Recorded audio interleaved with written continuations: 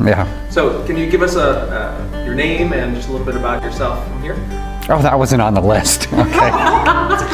Okay. All right. So I'm Deacon Dave Camus, and I'm the Director of Operations here at Most Precious Blood Catholic Church. Been here for about a year and a half. Born in San Francisco, previously in Colorado. Happy to be here.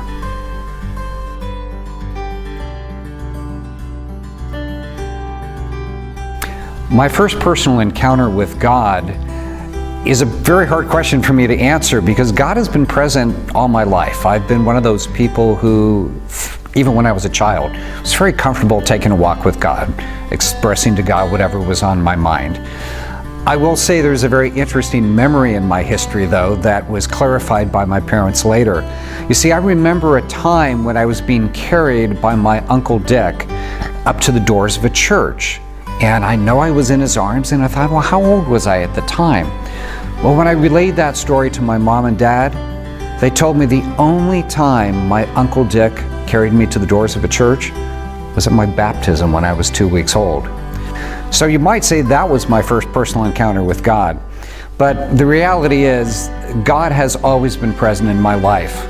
The question that I've had to face is, I've not always been present back to God.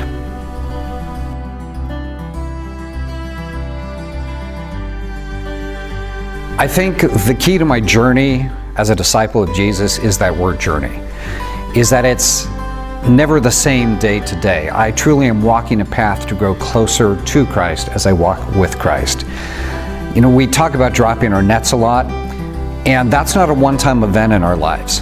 That's something we have to do every day because it's too easy to grab it back time and time again. So for me, what does my journey of discipleship looks like? Richard Rohr down in New Mexico runs an institution called the Center for Action and Contemplation. And I think those are two very important parts of a disciple's life. We have to give ourselves time to pray, to contemplate, to be in the presence of God, and to listen where we're being called. But then equally as important, we need to take action on what we hear. So it's a constant cycle of listening, learning, trying to take action, failing, not living the life of a disciple as well as I could or should, but then not beating myself up for it. Rather, sitting again with Christ, learning where I'm called next, and hitting down the path one more time.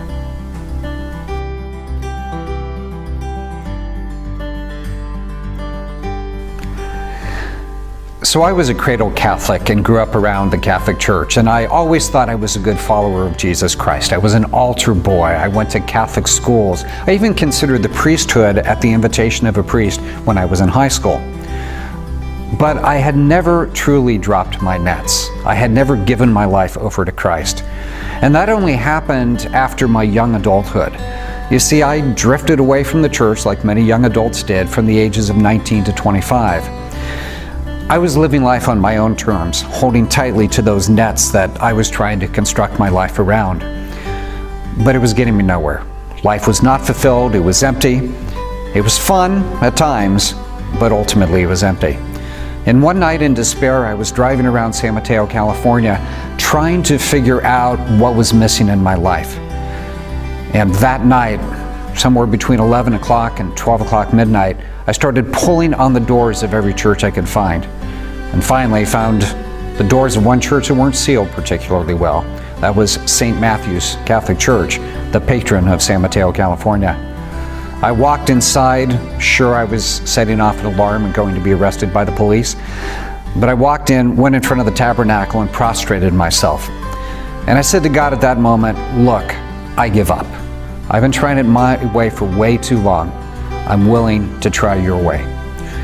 That was the first real net dropping that I did in my life. Now I'd like to say since then that everything's been great, it's been smooth sailing. That's not the way it works. Because of my own ego, my own sense of and need for control, I keep trying to grab those nets back. So it's a little bit of a tug of war between me and Jesus. Fortunately, I've learned over the years to let him win more often than not. So I continue on the journey of trying to align my life around his love for me and the love that he is asking me to share with others.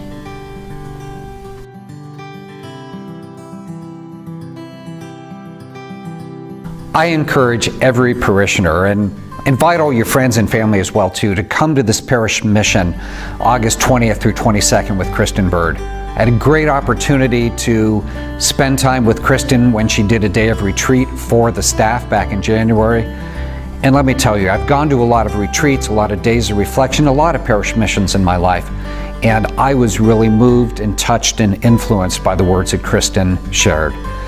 She will inspire you and she will challenge you, just like the gospel does. Come to the Parish Mission and find out what God has in store for you.